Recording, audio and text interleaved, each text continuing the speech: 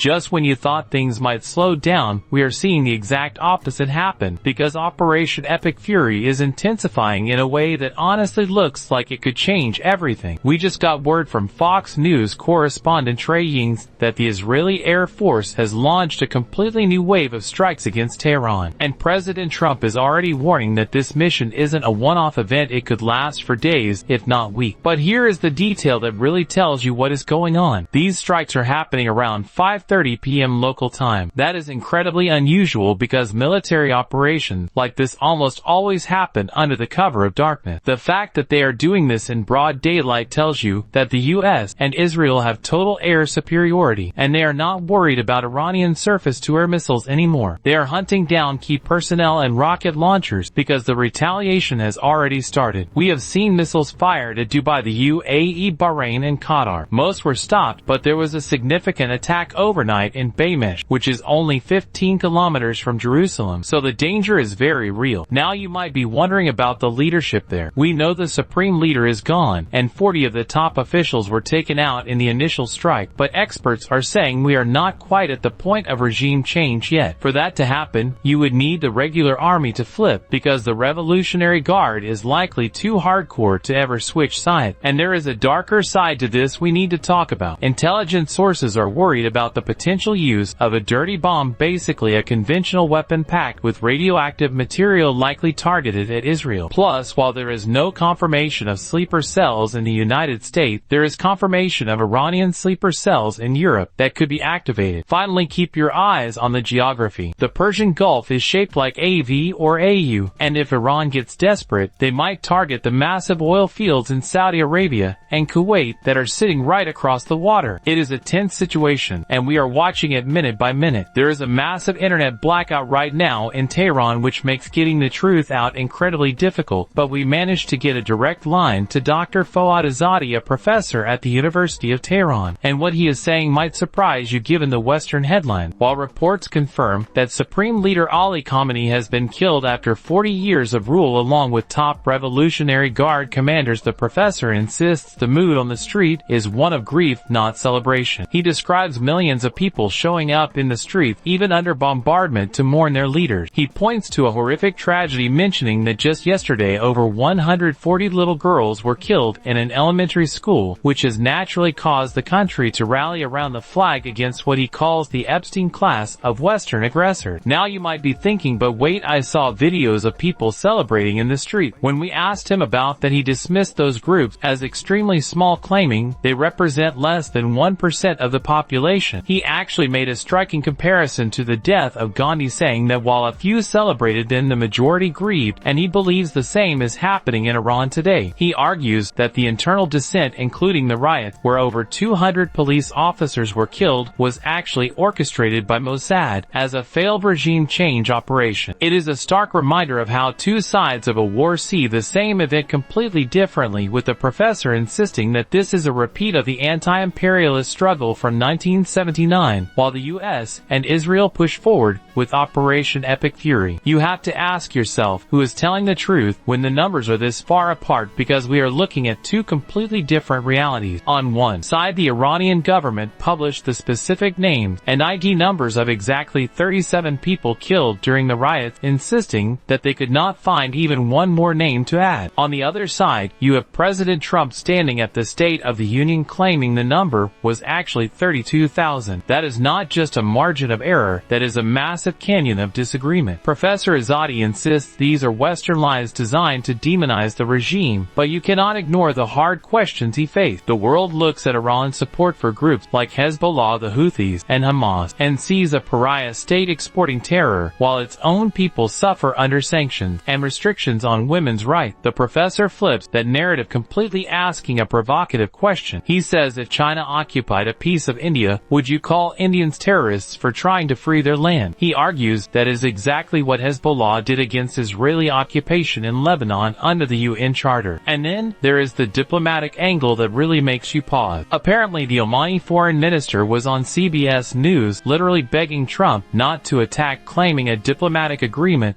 was possible within 24 hours. Trump launched the attack less than 24 hours after that interview. So where does this leave Iran right now, without its supreme leader of 36 years? According to Azadi, the country is not collapsing into anarchy, because they have a constitution for this exact moment. A 3-member council including the president, the head of the judiciary, and a member of the Guardian Council takes temporary charge. Then an assembly of experts made up of 88 elected officials will vote on the new leader in the next few days. But the professor leaves us with a chilling warning. He claims this war isn't just about Iran. He warns that if what he calls the Epstein class succeeds here, they will use the Dia doctrine to target civilian infrastructure just like in Gaza, and then they will come for other independent nations like India, China, and Russia next. You might think you know the narrative about women's rights in Iran, but Professor Azadi just flipped the script on live television in a way that really forces you to pay attention. When pressed about the anger boiling over against the regime since 1979, he did not just defend the system, he went on the offensive. He accused the critics of Islamophobia and dropped a statistic that frankly stops you in your track. He claims that right now 60% of university students in Iran are women, leaving only 40% as men. He is telling the world to look at his own classrooms at the University of Tehran before making judgment. But the conversation gets even heavier when we shift to the actual fighting. You have to ask yourself, is Iran really ready for a prolonged war that could cost thousands of civilian lives, especially after the tragedy with the school children? Azadi asks back simply, what is the alternative? He argues that back in June Iran showed restraint by attacking just one base and announcing it beforehand, and in return, they got their leader assassinated. Now he says the gloves are off. They are targeting US bases in the UAE and Saudi Arabia, specifically calling out the CIEY headquarters and Israeli installations in Dubai as legitimate military targets. He insists that diplomacy was basically a trap, claiming they were attacked twice during negotiations even while a technical team was supposedly heading to Vienna. And finally, he turns to India with a sharp warning. He is telling New Delhi to remember their shared history and anti-colonial roots instead of getting cozy with what he calls genocidal people in Israel. It is a stark message stating clearly that while the Americans might have started this war, the Iranians intend to finish it.